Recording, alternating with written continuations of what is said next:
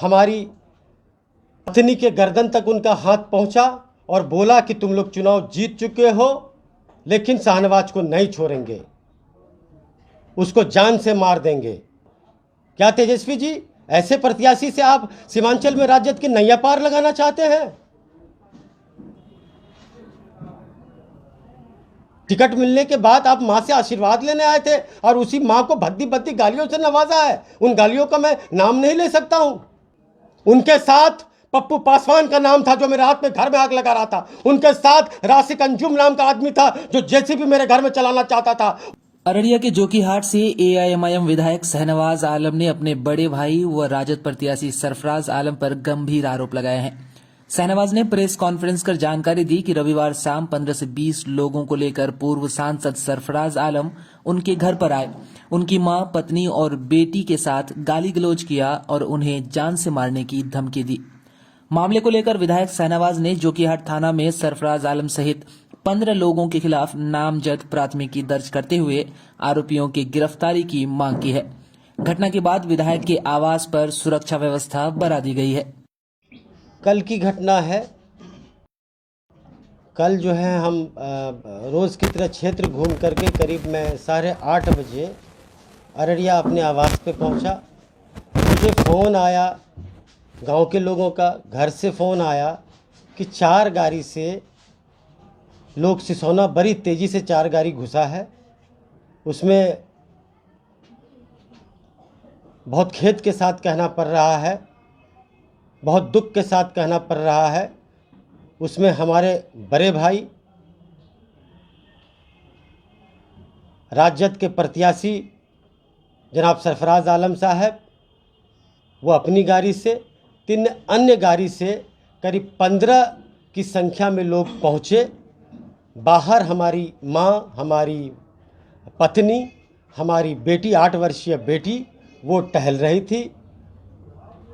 उन्होंने इन सभी के साथ बहुत ही गंदी गंदी गाली से प्रयोग किया और उनके साथ जो लोग थे, कुछ देर में उनका भी नाम मैं आप सबों को दूंगा। वे लोग बाहर में एक कमरा था, उसका ताला तोड़े, हमारी पत्नी के गर्दन तक उनका हाथ पहुंचा और बोला कि तुम लोग चुनाव जीत चुके हो, लेकिन शाहनवाज को नहीं छोड़ेंगे, उसको जान से मार देंगे। और पूरे घर हमको खोजने लगे वो लोग।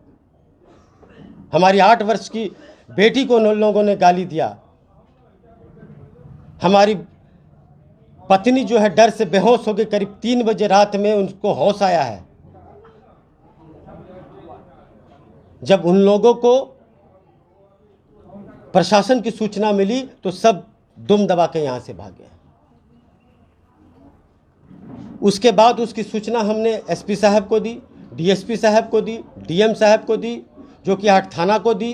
तमाम लोग करीब 10-11 बजे यहाँ पहुँचे। मैं भी अररिया से पहुँचा। हमने लिखित में जो है क्या कहते हैं कंप्लेन हमारी पत्नी ने दर्ज कराया। अब सवाल ये उठता है, आप साहब चुनाव पूर्व बोलते थे कि जनता मालिक है, जनता का जो निर्णय होगा वो सर्वोपरि होगा। आज जनता के फैसले को आप क्वेश्चन कर रहे हैं, उनके फैसले को ललकार रहे हैं। मैं आदरणीय तेजस्वी जी से आपके माध्यम से सवाल पूछना चाहता हूं, क्या तेजस्वी जी, ऐसे प्रत्याशी से आप सीमांचल में राजद की नैया पार लगाना चाहते हैं? टिकट मिलने के बाद आप मां से आशीर्वाद लेने आए थे और उसी मां को भद्दी भद्दी गालियों से नवाजा है। उन गालियों का मैं नाम नहीं ले सकता हूं। आप बड़े भाई हैं, मैंने हमेशा आपका आदर मान सम्मान किया है। 2 दिन पहले भी ऑन रिकॉर्ड है, मैंने उनका नाम आदरणीय सम्माननीय के साथ लिया है।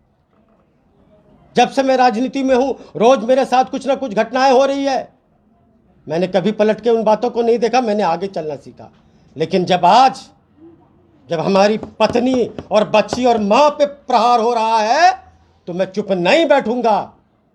और मैं खुली चेतावनी देता हूं आप लोगों के माध्यम से, अगर मेरे घर के किसी सदस्य या मेरा कोई वर्कर या मेरा कोई जोकीहाट के आम आदमी का भी बाल बाका हुआ तो इसका जिम्मेदार सिर्फ आप होंगे।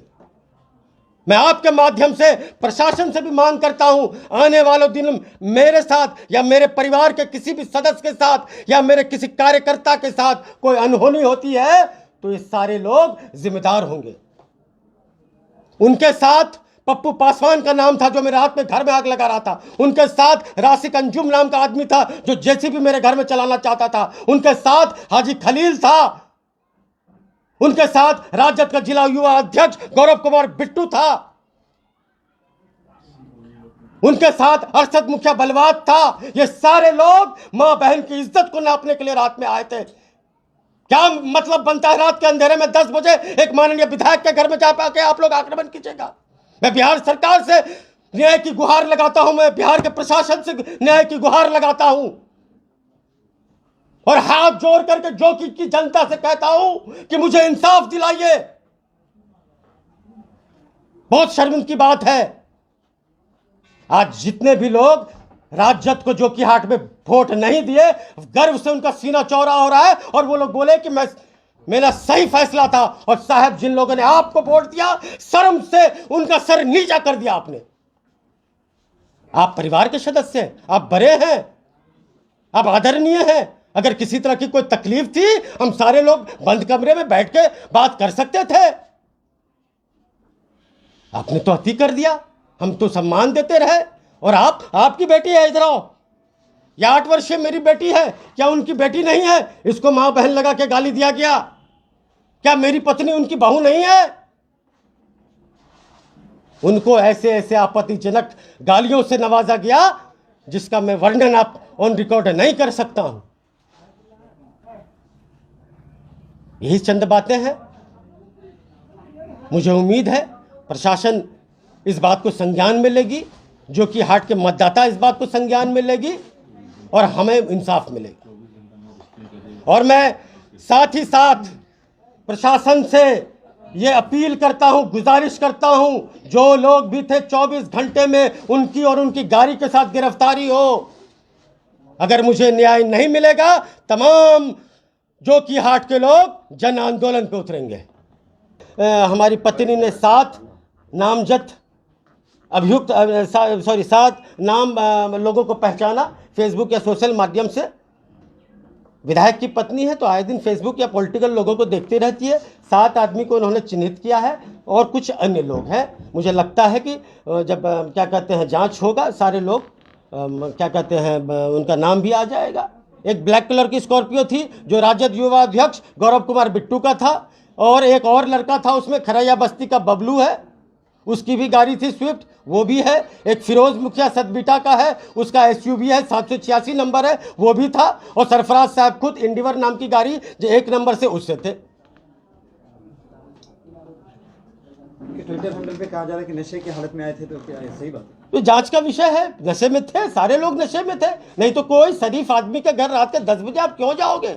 आपको कोई बात होगी, आप परिवार के सदस्य, आप आदेश करते, हम लोग जो अररिया पहुंच जाते।